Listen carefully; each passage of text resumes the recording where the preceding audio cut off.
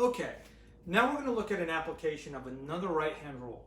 This one is for determining the direction of a force acting on a current going down a wire that's surrounded by a magnetic field.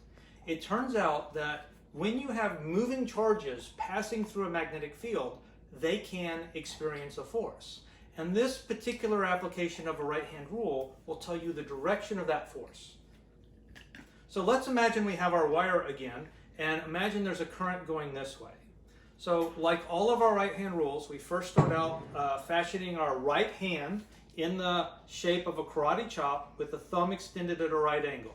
And so the rule is that the first step is you line your fingers up with the current. Now let's imagine we have a magnetic field going down towards the floor, from the ceiling to the floor. A uniform field, the lines are parallel, they're straight, they're pointing down. So step one, you line your fingers up with the current, and then you rotate your wrist so that when you curl your fingers, they line up with the magnetic field. And so, again, the current's going this way, the magnetic field's going down. Step one, make your hand in the karate chop with the thumb, then you line your fingers up with the current. You rotate your wrist so that when you curl your fingers, you can curl them and make them line up with the direction of the magnetic field.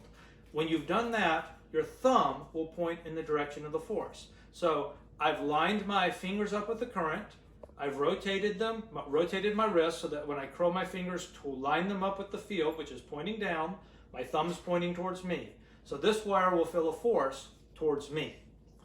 Now we could imagine the reverse situation. We could imagine our magnetic field lines going from the floor up to the ceiling. So if I line my fingers up with the current, that's our first step. If I try to curl my fingers down like that, they're curling in the wrong direction. They're not lining up with the magnetic field because the magnetic field's going towards the ceiling. So what I have to do is rotate my wrist so that when I curl my fingers, they point up, lined up to the ceiling. Now my thumb is pointing towards you, and that tells me that the wire would then have a force towards you. Now, I can do this in any direction. Again, I'm just for simplicity going to keep the current going this way. It could go in the other direction. I could line my fingers up that way just as well. It doesn't matter. But let's assume that the current's going this way, and let's assume that the magnetic field lines are pointing towards you. So there's above the wire, below the wire, the magnetic field lines are pointing towards you. So I'm going to line my fingers up with the current.